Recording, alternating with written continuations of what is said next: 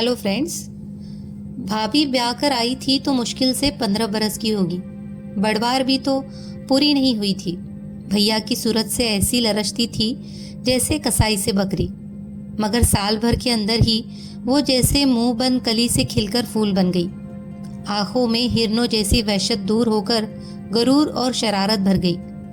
भाभी आज़ाद फिजा में पली थी, हिरनियों की तरह कुलांचे भरने की आदी थी, मगर ससुराल और मैका दोनों तरफ से उस पर कड़ी निगरानी थी।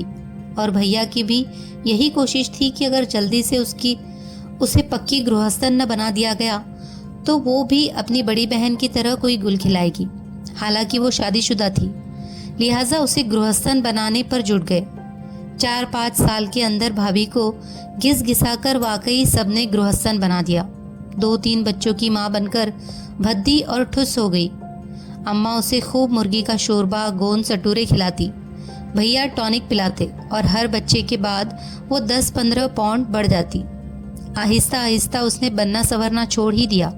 भैया को लिपस्टिक से नफरत थी। आंखों में मनो काजल और मस्करा देखकर वो चिढ़ जाते। भैया को बस गुलाबी रंग पसंद था या फिर लाल। भाभी ज़्यादातर गुलाबी या सुर्ख ही कपड़े पहना करती थी। गुलाबी साड़ी पर सुर्ख लाल ब्लाउज या कभी गुलाबी के साथ हल्का गहरा गुलाबी।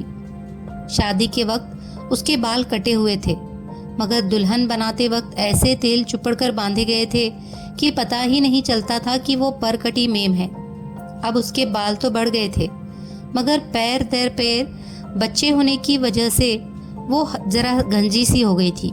वैसे भी वो बाल कसकर मैली धच्ची सी बांध लिया करती थी। उसके मियाँ को वो मैली कुचैली ऐसी ही बड़ी प्यारी लगती थी, और मैके ससुराल वाले भी उसकी सादगी को देखकर उसकी तारीफों के गुण गाते थे। भाभी थी भी बड़ी प्यारी सी, सुगड़ नक्श, मक्खन जैसी रंगत, सुडौल हाथ पाव, मगर उसने इस बुरी तरह से अपने आप को ढीला छोड़ दिया था कि खमीरे आटे की तरह बह गई थी। उफ, भैया को चेन और स्कर्ट से कैसी नफरत थी। उन्हें ये नए फैशन की बदन पर चिपकी हुई कमीज से भी बड़ी घिन आती थी। तंग मोरी की शलवारों से तो वे ऐसे जलते थे कि तौबा। खैर, भाभी बेचारी तो शलवार कमीज के काबिल रह ही नहीं गई थी। वो तो बस ज़्यादातर ब्लाउज और पेटीकोट पर ड्रेसिंग गाउन चढ़ाए घुमा करती। कोई जान पहचान वाला आ जाता तो भी बेतकल्लुफी से वही अपना नेशनल ड्रेस पहने रहती। कोई औपचारिक मेहमान आता तो अमूनन वो अंदर ही बच्चों से सर मारा करती। जब कभी बाहर जाना पड़ता तो लिथड़ी हुई सी साड़ी लपेट लेती। वह गृहस्थन थी, बड़ी थी और चहेती थी। उसे बन सवर कर किसी को लुभाने की क्या जरूरत थी। और भाभी शायद यूं ही गॉडर बनी अधेड़ और फिर बूढ़ी हो जाती। बहुएं ब्याह कर लाती जो सुबह उठकर उसे झुककर सलाम करती, गोद में पोता खिलाने को देती, मगर खुदा को कुछ और ही मंजूर था। शाम का वक्त था। हम सब लॉन में बैठे चाय पी रहे थे। भाभी पापड़ तलने बावर्ची खाने में गई थी। बावर्ची ने पापड़ लाल कर दिए। भैया को बादामी पापड़ भाते थे। उन्होंने प्यार से भाभी की तरफ देखा और वो झट उठकर पापड़ तलने चली गई। हम लोग मज़े से चाय पीते रहे। धाय से फुटबॉल आकर ऐन भैया की प्याली में पड़ी। हम सब उछल पड़े। भैया मारे गुस्से के भन्ना उठे। कौन पाजी है? उन्होंने जिधर से गेंद आई थी उधर मुंह करके डांटा। बिखरे हुए बालों का गोल मोल सर और बड़ी बड़ी आंखें ऊपर से झांकी। एक छलांग में भैया मुंडेर पर थे और मुजरिम के बाल उनके गिरफ्त में। ओह! एक चीख गूंजी और दूसरे लम्हे भैया ऐसे उछलकर अलग हो गए जैसे उन्होंने बिच्छू के डंक पर हाथ डाल दिया हो या अंगारा पकड़ लिया हो। Sorry, I am very sorry, वो हकला रहे थे। हम सब दौड़ कर गए। देखा तो मुंडेर के उस तरफ एक दुबली नागिन सी लड़की सफ़ेद ड्रेन पाइप और नींबू के रंग का स्लीवलेस ब्लाउज पहने अपने बालों में पतली पतली उंगलियां फेर कर किसियानी हंसी हंस रही थी। और फिर हम सब हंसने लगे। भाभी पापड़ों की प्लेट लिए अंदर से निकली और बगैर कुछ पूछे ये समझकर हंसने लगी कि ज़रूर कोई हंसने की बात हुई होगी। उसका ढीला ढाला पेट हंसने से फुदकने लगा। और जब उसे मालूम हुआ कि भैया ने शबनम को लड़का समझकर उसके बाल पकड़ लिए तो और भी ज़ोर ज़ोर से कह लगाने लगी कि कई पापड़ के टुकड़े घास पर बिखर गए। शबनम ने बताया कि वो उसी दिन अपने चचा खालिद जमील के यहाँ आई है। अकेले जी घबराया तो फुटबॉल ही लुढ़काने लगी। जो इत्तेफाकन भैया की प्याली पर आ कूदी। शबनम भैया को अपनी तीखी मस्कारा लगी आंखों से घूर रही थी। भैया मंत्रमुग्ध सन्नाटे में उसे तक रहे थे। एक करंट उन दोनों के दरमियान दौड़ रहा था। भाभी इस करंट से कटी हुई जैसे कोसों दूर खड़ी थी।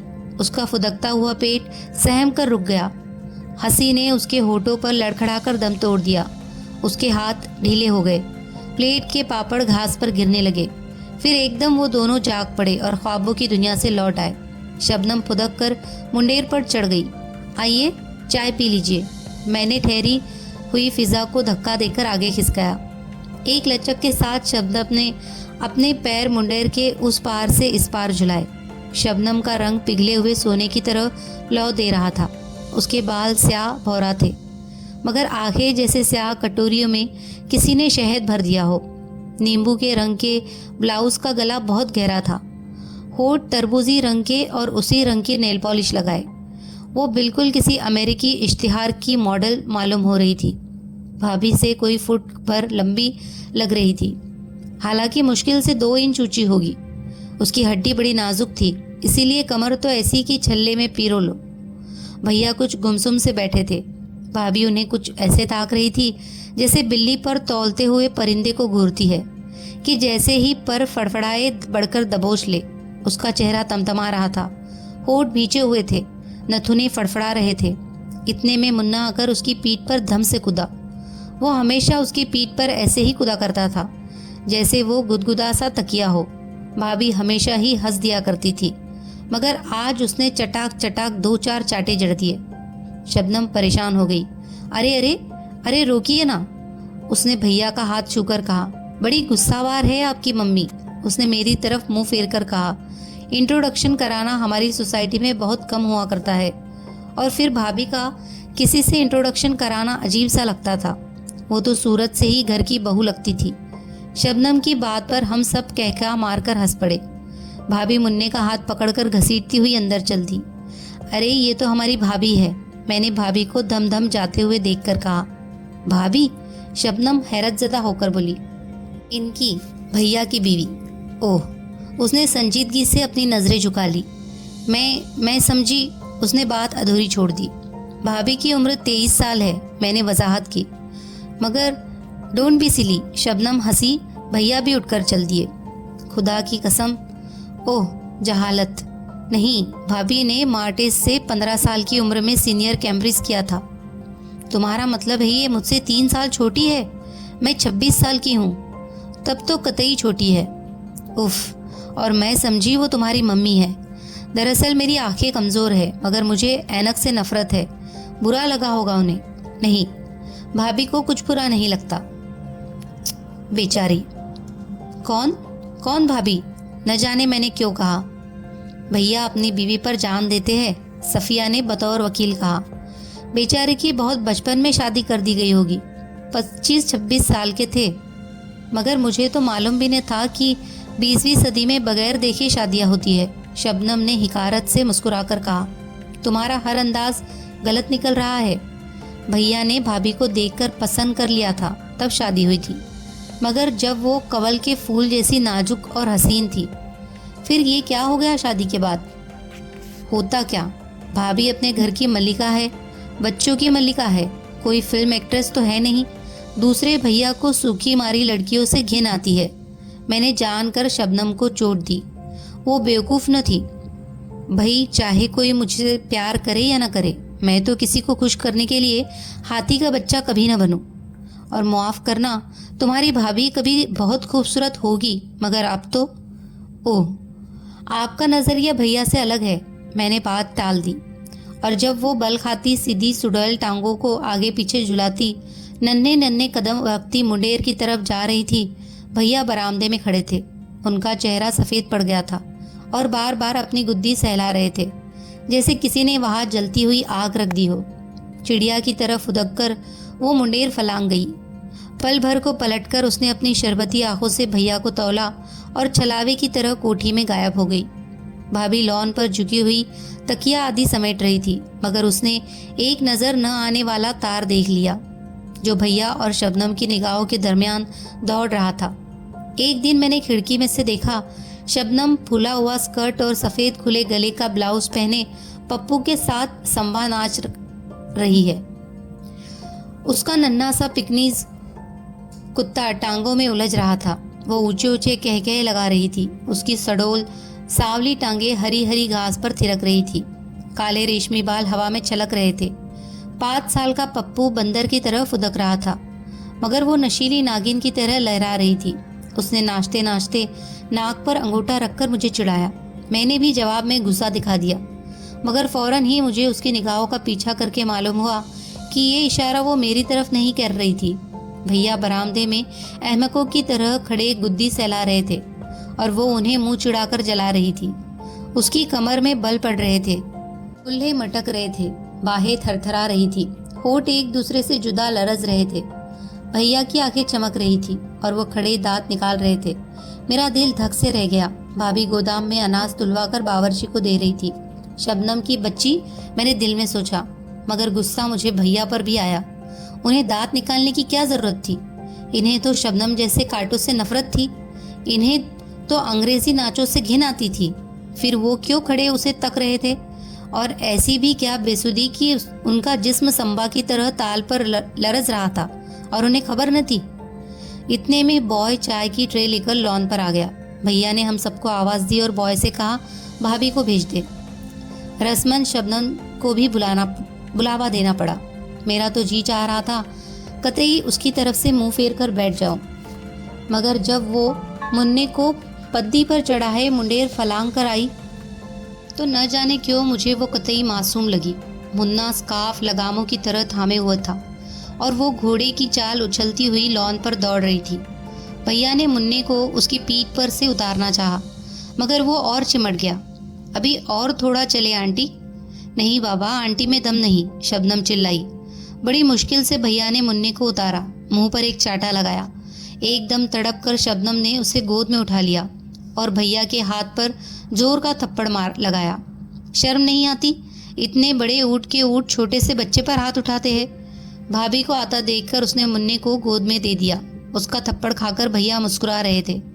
देखिए तो कितनी जोर से थप्पड़ मारा है। मेरे बच्चे को कोई मारता तो हाथ तोड़कर रख देती। उसने शरबत की कटोरियों में जहर घोलकर भैया को देखा और फिर हंस रहे हैं बेहया। दम भी है जो हाथ तोड़ोगी? भैया ने उसकी कलाई मरोड़ी। वो बल खाकर इतनी जोर से चीखी कि भैया ने कांपकर उसे छोड़ दिया और वो हंसते हंसते जमीन पर लौट गई। चाय के दरमियान भी शबनम की शरारतें चलती रही। वो बिल्कुल कमसीन छोकरियों की तरह चोले कर रही थी। भाभी गुमसुम बैठी थी। आप समझे होगे शबनम के वजूद से डरकर उन्होंने अपनी तरफ तवज्जो देनी शुरू कर दी होगी। जी कतई नहीं, वो तो पहले से भी ज़्यादा मैली रहने लगी, पहले से भी ज़्यादा खाती। हम सब तो हंस ज़्यादा रहे थे, मगर वो सर झुकाए निहायत तन्मयता से केक उड़ान में मसरूफ थी। चटनी लगा लगा कर भजिए निकल रही थी। सिके हुए तोसों पर ढेर सा मक्खन लगा लगा कर खाई जा रही थी।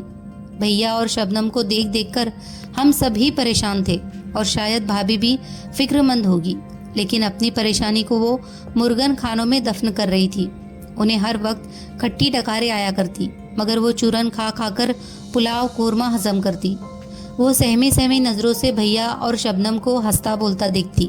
भैया तो कुछ और भी जवान लगने लगे थे। शबनम के साथ वो सुबह शाम समंदर में तैरते। भाभी अच्छा भला तैरना जानती थी, मगर भैया को स्विमिंग सूट पहने औरतों से सख्त नफरत थी। एक दिन हम सब समंदर में नहा रहे थे। शबनम 2 धज्जियाँ पहने नागिन की तरह पानी में बल खा रही थी। इतने में भाभी जो देर से मुन्ने को पुकार रही थी आ गई। भैया शरारत के मूड में तो थे ही, दौड़कर उन्हें पकड़ लिया और हम सब ने मिलकर उन्हें पानी में घसीट लिया। जब से शबनम आई थी भैया बहुत शरारती हो गए थे। एकदम से वो दांत किचकिचाकर भाभी को हम सबके सामने भींच लेते, उन्हें गोद में उठाने की कोशिश करते, मगर वो उनके हाथों से बोंबल मछली की तरह फिसल जाती। फिर वो खिसिया कर रह जाते, जैसे कल्पना में वो शबनम ही को उठा रहे थे, और भाभी लज्जित होकर फौरन पुडिंग या कोई और मज़ेदार डिश तैयार करने चली जाती। उस वक्त जो उन्हें पानी में धकेला गया तो वो गठरी की तरह लुढ़क गई। उनके कपड़े जिस्म पर चिपक गए और उनके जिस्म का सारा भंडापन भयानक तरीके से उभर आया। कमर पर जैसे किसी ने रजाई लपेट दी थी। कपड़ों में वो इतनी भयानक नहीं मालूम होती थी। ओह, कितनी मोटी हो गई हो तुम, भैया ने कहा। उफ, तोन तो देखो, बिल्कुल गामा पहलवान मालूम हो रही हो। हाँ हाँ, 4 बच्चे होने के बाद कमर, मेरे भी तो 4 बच्चे हैं, मेरी कमर तो डनलप पिलो का गद्दा नहीं बनी, उन्होंने अपने सुडौल जिस्म को ठोक बजाकर कहा। और भाभी मुंह थुताए भीगी मुर्गी की तरह पैर मारती, झुरझुरिया लेती, रेत में गहरे गहरे गड्ढे बनाती, मुन्ने को घसीटती चली गई। भैया बिल्कुल बेतवज्जो होकर शबनम को पानी में डुबकियां देने लगे। जब नहाकर आए तो भाभी सर झुकाए खुबानियों के मुरब्बे पर क्रीम की तरह जमा रही थी। उनके होठ सफेद हो रहे थे और आंखें सुर्ख थी। घटाचे की गुड़िया जैसे मोटे मोटे गाल और सूजे हुए मालूम हो रहे थे। लंच पर भाभी बेइंतहा गमगीन थी, लिहाजा बड़ी तेजी से खुबानियों का मुरब्बा और क्रीम खाने में जुटी हुई थी। शबनम ने डिश की तरफ देखकर ऐसे फरेरी ली जैसी खुबानियां न हो, सांप बिच्छू हो। जहर है जहर, उसने नफरत से ककड़ी का टुकड़ा कुतरते हुए कहा और भैया भाभी को घूरने लगी, मगर वो शपाशप मुरब्बा उड़ाती रही। हद है, उन्होंने नतूने फड़का कर कहा। भाभी ने कोई ध्यान न दिया और करीब करीब पूरी डिश पेट में उंडेल ली। उन्हें मुरब्बा शोरबा खाता देखकर ऐसा मालूम होता था जैसे वो ईर्ष्या द्वेष के तूफान को रोकने के लिए बंद बांध रही हो। खुदा के लिए बस करो, डॉक्टर भी मना कर चुका है, ऐसा भी क्या चटोरापन, भैया ने कह दिया। मोम की दीवार की तरह भाभी पिघल गई। भैया का नश्तर चर्बी की दीवारों को चीरता हुआ ठीक दिल में उतर गया। मोटे मोटे आंसू भाभी के फूले हुए गालों पर फिसलने लगे। सिसकियों ने जिस्म के ढेर में जलजला पैदा कर दिया।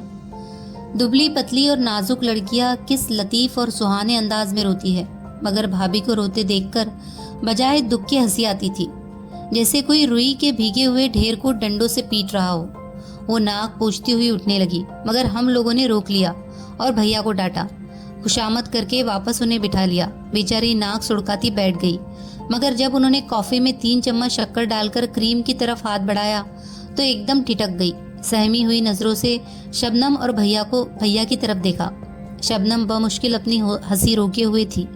भैया मारे गुस्से के रुआ से हो रहे थे। वो एकदम भन्ना कर उठे और जाकर बरामदे में बैठ गए। उसके बाद हालात और बिगड़े। भाभी ने खुल्लम खुल्ला ऐलान जंग कर दिया। किसी जमाने में भाभी का पठानी खून बहुत गर्म था, जरा सी बात पर हाथापाई पर उतर आया करती थी और बारहा भैया से गुस्सा होकर बजाय मुंह फुलाने के वो खूंखार बिल्ली की तरह उन पर टूट पड़ती, उनका मुंह खसोट डालती, दांतों से गिरेबान की धज्जियां उड़ा देती। फिर भैया उन्हें अपनी बाहों में भींचकर बेबस कर देते और वो उनके सीने से लगकर प्यासी डरी हुई चिड़िया की तरह फुट फुट कर रोने लगती। फिर मिलाप हो जाता और झेपी खिसियानी वो भैया के मुंह पर लगे हुए खरोचों पर प्यार से टिंचर लगा देती, उनके गिरेबान को रफू कर देती और मीठी मीठी शुक्रगुजार आंखों से उन्हें ताकती रहती। ये तब की बात है जब भाभी हल्की पुल्की तीतरी की तरह तर्रार थी, लड़ती हुई छोटी सी पश्चिमी बिल्ली मालूम होती थी। भैया को उन पर गुस्सा आने की बजाय और शिद्दत से प्यार आता, मगर जब उन पर गोश्त ने जिहाद बोल दिया वो बहुत ठंडी पड़ गई थी। उन्हें अव्वल तो गुस्सा ही ना आता और अगर आता भी तो फौरन इधर उधर काम में लगकर भूल जाती। उस दिन उन्होंने अपने भारी भरकम डील डॉल को भूलकर भैया पर हमला कर दिया। भैया सिर्फ उनके बोझ से धक्का खाकर दीवार से जा चिपके। रुई के गट्ठर को यूं लुढ़कते देखकर उन्हें सख्त घिन आई। न गुस्सा हुए न बिगड़े, उदास सर झुकाए कमरे से निकल भागे। भाभी वही पसर कर रोने लगी। बात बढ़ी और एक दिन भैया के साले आकर भाभी को ले गए। तुफेल भाभी के चचाजाद भाई थे। भैया उस वक्त शबनम के साथ क्रिकेट का मैच देखने गए हुए थे। तुफेल ने शाम तक उनका इंतजार किया। वो न आए तो मजबूरन भाभी और बच्चों को सामान तैयार किया। जाने से पहले भैया घड़ी भर को खड़े खड़े आए। तहलीब के मकान मैंने इनके मेहर में दिए, उन्होंने रुखाई से तुफेल से कहा। मेहर? भाभी थरथर कांपने लगी। हाँ, तलाक के कागजात वकील के जरिए पहुंच जाएंगे। मगर तलाक का क्या जिक्र है? इसी में बेहतरी है। मगर बच्चे? ये चाहे तो उन्हें ले जाए, वरना मैंने बोर्डिंग में इंतजाम कर लिया है। एक चीख मारकर भाभी भैया पर झपटी, मगर उन्हें खसोटने की हिम्मत न हुई। सहम कर ठिठक गई और फिर भाभी ने अपने नारित्व की पूरी तरह बेआबरूई करवा डाली। वो भैया के पैरों पर लौट गई, नाक तक रगड़ डाली। तुम उससे शादी कर लो, मैं कुछ न कहूँगी, मगर खुदा के लिए मुझे तलाक न दो। मैं यूं ही जिंदगी गुजार दूंगी, मुझे कोई शिकायत न होगी। मगर भैया ने नफरत से भाभी के थुलथुल करते जिस्म को देखा और मुंह मोड़ लिया। मैं तलाक दे चुका, अब क्या हो सकता है। मगर भाभी को कौन समझाता, वो बिलबिलाए चली गई। बेवकूफ तुफेल ने एक ही झटके में भाभी को जमीन से उठा लिया। गधी कही कि चल उठ, और वो उसे घसीटते हुए ले गए। क्या दर्दनाक समा था। फूट फूट कर रोने में हम भाभी का साथ दे रहे थे। अम्मा खामोश एक एक का मुंह तक रही थी। अब्बा की मौत के बाद उनकी घर में कोई हैसियत नहीं रह गई थी। भैया खुद मुख्तार थे, बल्कि हम सबके सरपरस्त थे। अम्मा उन्हें बहुत समझाकर हार चुकी थी। उन्हें इस दिन की अच्छी तरह खबर थी, मगर क्या कर सकती थी। भाभी चली गई। फिजा ऐसी खराब हो गई थी कि भैया और शबनम भी शादी के बाद हिल स्टेशन पर चले गए। 7-8 साल गुजर गए, कुछ ठीक अंदाज़ा नहीं। हम सब अपने अपने घरों की हुई। अम्मा का इंतकाल हो गया, आशियाना उजड़ गया, भरा हुआ घर सुनसान हो गया, सब इधर उधर उड़ गए। 7-8 साल आग झपकते न जाने कहाँ गुम हो गए। कभी साल 2 साल में भैया की कोई खैर खबर मिल जाती। वो ज़्यादातर हिंदुस्तान से बाहर मुल्कों की चक फेरियों में उलझे रहे। मगर जब उनका खत आया कि वो मुंबई आ रहे हैं तो भूला बिसरा बचपन फिर से जाग उठा। भैया ट्रेन से उतरे तो हम दोनों बच्चों की तरह लिपट गए। शबनम मुझे कहीं नजर न आई, उनका सामान उतर रहा था। जैसे ही भैया से उसकी खैरियत पूछने को मुड़ी, धप से एक वजनी हाथ मेरी पीठ पर पड़ा और कई मन का गर्म गर्म गोश्त का पहाड़ मुझसे लिपट गया। मैंने प्लेटफॉर्म से नीचे गिरने से बचने के लिए खिड़की में झूल कर कहा, जिंदगी में मैंने शबनम को कभी भाभी न कहा था। वो लगती भी तो शबनम ही थी, लेकिन आज मेरे मुंह से बेइख्तियार भाभी निकल गया। शबनम की फुआर उन चंद सालों में गोश्त और पोस्त का लौंदा कैसे बन गई। मैंने भैया की तरफ देखा, वो वैसे ही दराज कद और छरहरे थे। 1 तोला गोश्त न इधर न उधर। जब भैया ने शबनम से शादी की तो सभी ने कहा था शबनम आज़ाद लड़की है, पक्की उम्र की है। भाभी तो ये मैंने शहजाद को हमेशा भाभी ही कहा। हाँ, तो शहजाद भोली और कमसिन थी, भैया के काबू में आ गई। ये नागिन इन्हें डसकर बेसुध कर देगी, इन्हें मज़ा चखाएगी। मगर मज़ा तो लहरों का सिर्फ चट्टान ही चखा सकती है। बच्चे बोर्डिंग में हैं, छुट्टी नहीं थी उनकी। शबनम ने खट्टी डकारों भरी सांस मेरी गर्दन पर छोड़कर कहा, और मैं हैरत से उस गोश्त के ढेर में उस शबनम को, फुहार को ढूंढ रही थी जिसने शहजाद के प्यार की आग को बुझाकर भैया के कलेजे में नई आग भड़का दी थी। मगर ये क्या, उस आग में भस्म हो जाने से भैया तो और भी सच्चे सोने की तरह तपकर निखर आए थे। आग खुद अपनी तपिश में भस्म होकर राख का ढेर बन गई थी। भाभी तो मक्खन का ढेर थी, मगर शबनम तो झुलसी हुई टसियाली राख थी। उसका सावला कुंदनी रंग मरी हुई चिपकली के पेट की तरह और जर्द हो चुका था। वो शरबत घुली हुई आंखें गंदली और बेरौनक हो गई थी। पतली नागिन जैसी लचकती हुई कमर का कहीं दूर दूर तक पता न था। वो मुस्तकिल तौर पर हामिला मालूम होती थी। वो नाजुक नाजुक लचकीली शाखों जैसी बाहें मुकद्दर की तरह हो गई थी। उसके चेहरे पर पहले से ज्यादा पाउडर थुपा हुआ था। आंखों में मस्करा से लिथड़ी हुई थी। भवे शायद गलती से ज्यादा नुच गई थी, तभी इतनी गहरी पेंसिल घिसनी पड़ी थी। भैया रिड्स में ठहरे। रात को डिनर पर हम वहीं पहुंच गए। कैबरे अपने पूरे शबाब पर था। मिस्री हसीना पेट को मरोड़िया दे रही थी। उसके कुल्हे दायरों में लचक रहे थे। सुडोल मरमरी बाजू हवा में थरथरा रहे थे। बारीक शिफान में से उसकी रुपली टांगे हाथी दांत के तराशे हुए सतूनों की तरह फड़क रही थी। भैया की भूखी आंखें उसके जिस्म पर बिच्छुओं की तरह रेंग रही थी। वो बार बार अपनी गुद्दी पर अनजानी चोट सहला रहे थे।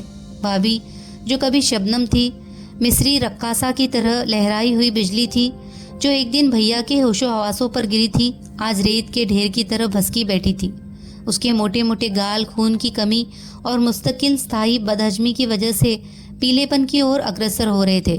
नियॉन लाइट्स की रोशनी में उसका रंग देखकर ऐसा मालूम हो रहा था जैसे किसी अनजाने नाग ने उसे डस लिया हो। मिस्री रक्कासा के कुल्हे तूफान मचा रहे थे और भैया के दिल की नाव उस भंवर में चकफेरिया खा रही थी। 5 बच्चों की माँ शबनम, जो अब भाभी बन चुकी थी, सहमी सहमी नजरों से उन्हें तक रही थी। ध्यान बटाने के लिए वो तेजी से भुना हुआ मुर्ग हड़प कर रही थी ऑर्केस्ट्रा ने एक भरपूर साज कराहे।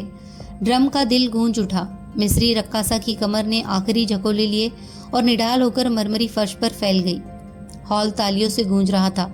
शबनम की आंखें भैया को ढूंढ रही थी। बहरा तरोताज़ा रस भरी और क्रीम का जग ले आया। बेख्याली में शबनम ने प्याला रस भरियों से भर लिया। उसके हाथ लरज रहे थे। आंखें चोट खाई हुई हिरनियों की तरह परेशान चौकड़ियां भर रही थी। भीड़ भाड़ से दूर हल्की अंधेरी बालकनी में भैया खड़े मिस्री रक्कासा का सिगरेट सुलगा रहे थे। उनकी रसमयी निगाहें रक्कासा की नशीली आहों से उलझ रही थी। शबनम का रंग उड़ा हुआ था और वो एक उबड़ खाबड़ पहाड़ की तरह गुमसुम बैठी थी। शबनम को अपनी तरफ ताकता देखकर भैया रक्कासा को बाजू थामे अपनी मेज पर लौट आए और हमारा तारुफ कराया। मेरी बहन, उन्होंने मेरी तरफ इशारा किया। रक्कासा ने लचक कर मेरे वजूद को मान लिया। मेरी बेगम, उन्होंने ड्रामाई अंदाज में कहा, जैसे कोई मैदान जंग में खाया हुआ जख्म किसी को दिखा रहा हो।